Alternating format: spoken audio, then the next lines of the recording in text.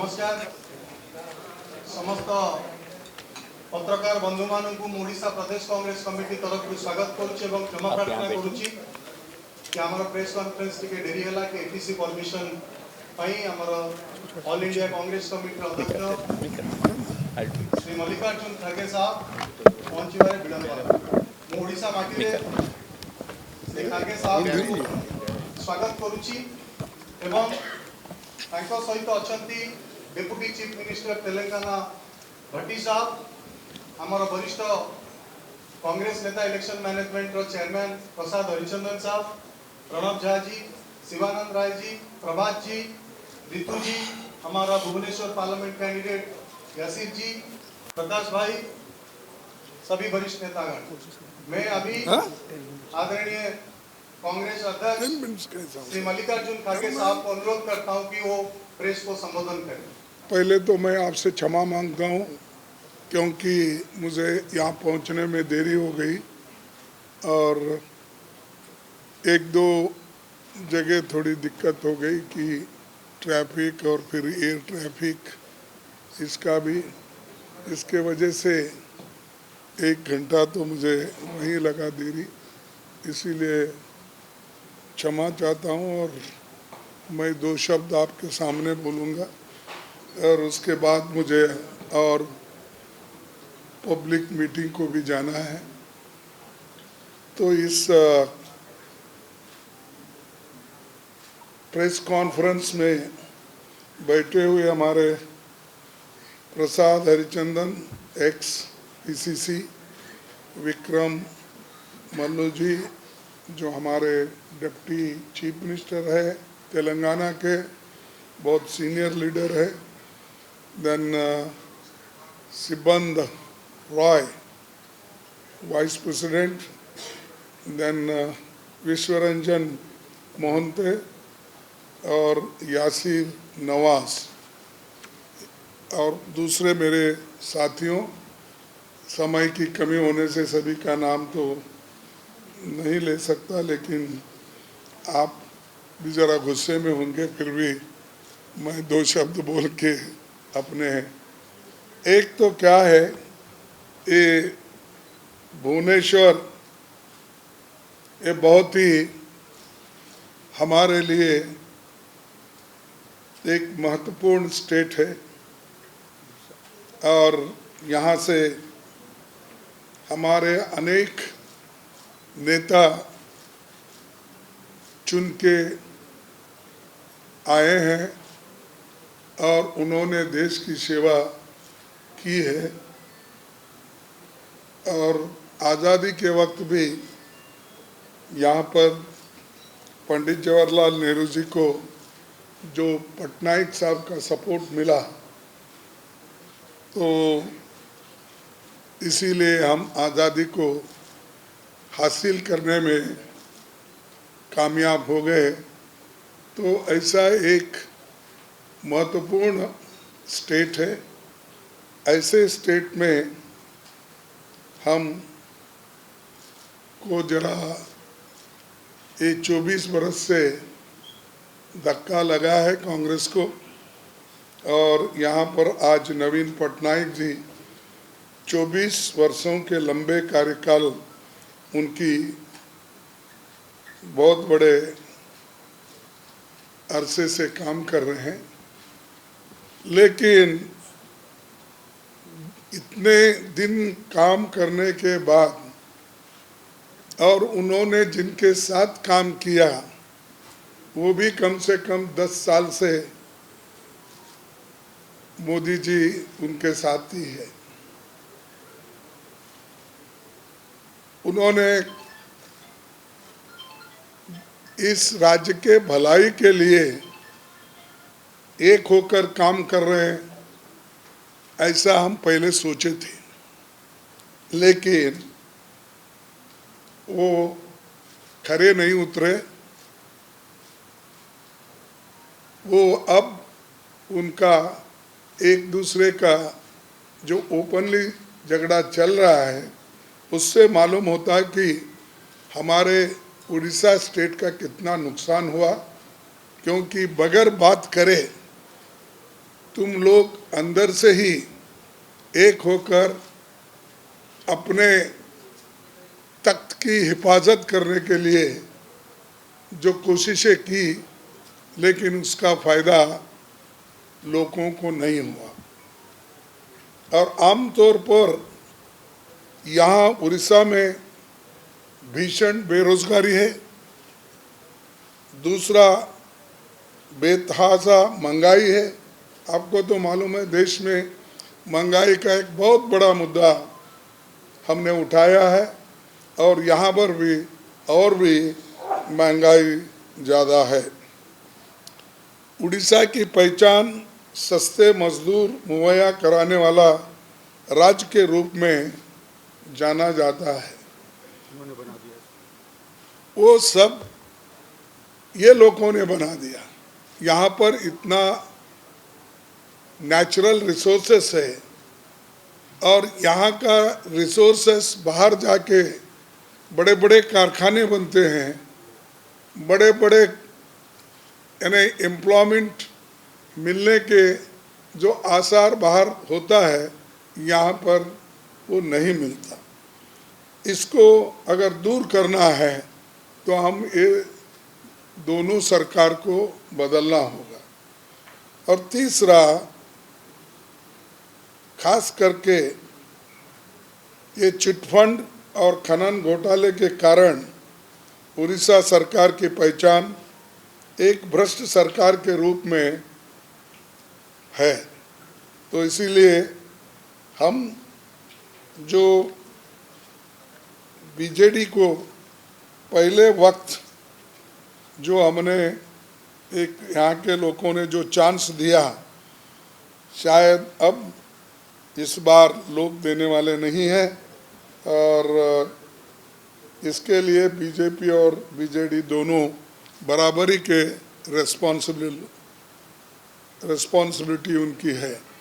और तीसरा, युवाओं में भीषणतम बेरोजगारी तो बढ़ रही है, लेकिन इधर उन्होंने कोई ध्यान नहीं दिया। और हम अभी हमारे साथ जो नेता आए थे, उनसे पूछताछ करने के बाद यहाँ कम से कम 41% ILO रिपोर्ट के मुताबिक अनएम्प्लॉयमेंट है। तो आप सबसे ज़्यादा उड़ीसा में है, तो फिर आप डेवलपमेंट क्या करें? 24 साल एक आदमी एक जगह एक स्थान पर अगर बैठता है, अपने लोगों की चिंता अगर नहीं करता, 41% अनएम्प्लॉयमेंट रखता है, और फिर भी लोगों से वो वोट पूछते हैं, तो किस मुंह से वो पूछते हैं, मुझे समझ में नहीं आ रहा। और इनको साथ बीजेपी तो और भी रिस्पॉन्सिबल है, क्योंकि यहाँ के लोगों को तो एक अलग ढंग से उन्होंने बोल कर अपने मदद करने का तो छोड़ दिया, और यहाँ पर कोई मदद ही नहीं किया, सिर्फ उनके चीफ मिनिस्टर के ऊपर छोड़ दिया। लेकिन चीफ मिनिस्टर और दोनों मिलके इस अपने उड़ीसा का एक मैं क्या कहूँ कि उड़ीसा को बर्बाद करने में इन दोनों का हाथ है। तो हम ये चाहते हैं कि हमारी सरकार, गठबंधन की सरकार, हम जो एक लड़ाई लड़ रहे हैं, ये तो लड़ाई इसके लिए है कि डेमोक्रेसी को बचाने के लिए, संविधान को बचाने के लिए, और एक होकर इस देश को रखने के लिए। और तीसरा कि जो आज कल हेट स्पीचेस करके समाज में जो डिवीज़न कर रहे हैं मोदी साहब, तो उसके खिलाफ भी हमारी लड़ाई है। और ये बहुत से माइनिंग और अदर जो भी नेचुरल रिसोर्सेस है, उसकी यहाँ पर बहुत लूट हो रही है। और बड़े बड़े जो भी प्लांट्स बने, कुछ भी बने, तो पहले के हैं, इनके तो कोई इसमें हिस्सा नहीं है। तो ये मैं इसलिए कह रहा हूँ कि जब आदमी को एक अपॉर्चुनिटी मिलती है तो वो अपने राज्य के हित में काम करना चाहिए, और उसी ढंग से मोदी जी जो आज हर जगह जाके बोल रहे हैं कि मैं 400 पार सीट ले रहा हूँ। अरे 400 पार कहाँ लेते हैं? आप तमिलनाडु में हैं, आप केरला में हैं, आप कर्नाटक में 50-50 हो रहा है, और महाराष्ट्र में 50-50 हो रहा है, और आंध्रा में तुम्हारा कोई नहीं है, वहाँ पर तो जगन बैठे हैं, और तेलंगाना में ये लोग हैं। कर्नाटक, तेलंगाना, ये अपना केरला, तमिलनाडु, आप कहीं भी नहीं है वहाँ पर। और यहाँ पर जो ज़्यादा से ज़्यादा सीटें पहले हमारे इनको मिलते थे, अपना पटनायक जी को, अब यहाँ पर भी वो ख़त्म होके कांग्रेस ऊपर आ रही। कांग्रेस इसलिए ऊपर आ रही कि ये दोनों के लड़ाई में, और ये दोनों जो इस उड़ीसा को बर्बाद करने में लगे, तो लोग अब रियलाइज करें, तो वो रियलाइज करके आज कांग्रेस को वो मदद कर रहे। उसके बाद हमारी गारंटीज ये है कि मोदी साहब तो बोलते मोदी की गारंटी, ये तो पक्की है, सरकारी है बोलते, लेकिन उन्होंने कभी गारंटी नहीं निभाया। 15 लाख की गारंटी उन्होंने निभाई, 2 करोड़ नौकरियां सालाना देने का उन्होंने निभाया, किसानों की आमदनी डबल करने का उन्होंने निभाया, और उसी तरह जो उन्होंने कहा वो एक भी नहीं करे। फिर अब गारंटी बोल रहे हैं। अरे तुम्हारी गारंटी देश के लिए कुछ भी नहीं है। देश पूरा, तुम्हारी गारंटी मीन्स पेट्रोल ज़्यादा करना, भाव डीजल ज़्यादा करना, एलजीपी करना, उसके बाद गैस का प्राइस बढ़ाना, फर्टिलाइज़र प्राइस बढ़ाना, और उसके बाद औषधों का जो दाम है वो बढ़ाना। ये सारी चीज़ें आप क्या, ट्रैक्टर के ऊपर जीएसटी डालना, ट्रैक्टर के टायर के ऊपर जीएसटी डालना, ये सब तुम्हारे काम है। ये है, मोदी है तो ये मुमकिन है। तो इसीलिए हम आज के दिन ये चाहते हैं कि आपके माध्यम से पूरे देश में ये जो हमने एक माहौल तैयार किया है जनता के लिए, और ये लड़ाई जनता की है। जनता खुद लड़ रही है मोदी के खिलाफ, जनता उठी है, नौजवान उठे हैं, वो लोग लड़ रहे हैं। और उसी लिए तो हमने 5 न्याय और 25 गारंटी हमने तैयार की है, खास करके युवा न्याय, नारी न्याय, किसान न्याय, श्रमिक न्याय, और जनगणना के आधार पर लोगों को मदद करना। और उसी लिए तो जातीय जनगणना करके लोगों को जो मदद कर सकते हैं वो करने के लिए हम कटिबद्ध है, हम फर्म है, वैसा हम पूरा करेंगे। उसके बाद में मैंने लखनऊ में कहा था कि कल, तो ये क्या है, जैसा कि हम यूपीए 2 में फूड सिक्योरिटी एक्ट लाया, और उससे ही गरीबों का आज पेट भर रहा है। नरेगा का स्कीम लाया, उससे ही लोगों को फायदा हो रहा है। उसी के बाद राइट टू एजुकेशन हमने लाया, उसी से बच्चों को, विद्यार्थियों को फायदा हो रहा है। ऐसे कई चीज़ें हैं हमने किया बगैर बोले। हम कभी नहीं बोले कि हमारी ये गारंटी है इलेक्शन में, लेकिन सत्ता में आने के बाद यूपीए सरकार 1 और 2 में सब कुछ किया। इन्होंने एक काम किया कि नोटबंदी किया, और नोटबंदी होने के बावजूद भी अगर अदानी अंबानी के पास ट्रक भर भर के पैसे निकल रहे हैं, टेम्पो में अगर पैसे निकल रहे, तो ये लोग क्या कर रहे थे? नींद कर रहे थे। अपने ही लोगों के पास पैसे है, तुम खुद बोलते, फिर काला धन कैसा आया, कहाँ से आया? तो ये बोलते एक, करते हैं एक, इनको कोई जनता की चिंता नहीं। इसीलिए हम अब 10 केजी जो 5 पहले उन्होंने घोषणा की थी, लेकिन हम इससे पहले भी 35 केजी तो हम सबको देते थे, और हमने जो शुरू किया इसमें फिर हमने एडिशन करने का सोचा, और ये 5 केजी के बजाय 10 केजी हम करेंगे, ये हमारा इरादा है, और इसको आगे और बढ़ाएंगे। जब गठबंधन की सरकार आएगी, निश्चित रूप से ये न्याय और गारंटी को हम इम्प्लीमेंट करेंगे, और ये डेफिनेटली मैं बोलता हूँ, बीजेपी की सरकार केंद्र में नहीं आने वाली है। मैं ये आंकड़े के साथ आपको बताया कि ये स्टेट में तो उनका घट रहा है, ये राज्यों में भी चलेंगे, ये राज्यों में भी उनके घट रहे हैं। अब फर्ज करो कर्नाटक में 1 ही सीट थी, हम तो वहाँ पर 10-12 ला रहे हैं। तेलंगाना में 1-2 थे, अब तो हम वहाँ 10-12 ला रहे हैं।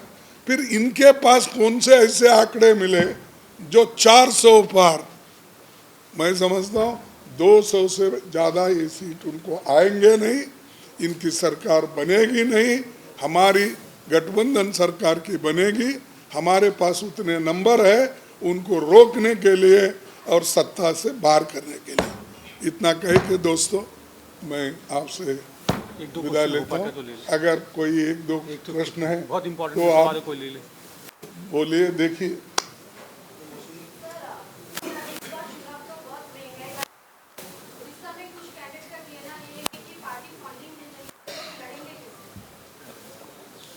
ये देखिए, इसको हमारे को एक तो हमारी अकाउंट बंद कर दिए, हाँ, जो 14 लाख रुपए की कमी थी कई के लिए कि हमने टाइम पे ये नहीं किया। 1 मिनट में टाइम पे हमने रिटर्न नहीं भरा और उसमें 14 लाख नहीं दिखाए, तो उन्होंने ये कहा कि तुम 14 लाख नहीं दिखाए, इसीलिए 135 करोड़ रुपए का उन्होंने हमारे ऊपर पेनल्टी लगाया और हमारे ट्रेजरी को ताला डाल दिया, बैंक अकाउंट बंद कर दिए। तो ये लेवल प्लेइंग ग्राउंड तो नहीं है, ये तो सताने का है, और हम गरीबों के तरफ है, हम तो कोई अमीरों के तरफ नहीं उनके जैसा। और ये तो स्टेट ऐसा है, शेड्यूल कास्ट, बैकवर्ड, आदिवासी, ये सब मिलके मैं समझता हूँ 90-92% होगा। इतना बड़ी संख्या में रहते हुए भी यहाँ के लोग किस वजह से ये देते हैं मुझे मालूम नहीं, लेकिन अब तो सबको समझ गया है। डेफिनेटली हमको वो लोग मदद करेंगे, इस बार हम जरूर आएंगे। Okay, thank you. कितना विधायक वो असेसमेंट हम यहाँ से लेंगे, मैं अकेला नहीं कर सकता क्योंकि हमारी कमेटी भी एक है और हमारे सर्वे भी चल रहे हैं। वो सर्वे के मुताबिक हम इस बार ठीक प्रदर्शन करेंगे। भाउज तमे ए जुगरे भी काठ चुल्ले रोषे करूछ? गैस दर जहाँ हेलानी आमे कोन गैस रे आ रोषे करि पारिमु? सेहिति पई तो कांग्रेस देउची ग्यारंटी जेउथिरे मासको 500 टंका रे गैस सिलेंडर पाई परिबो।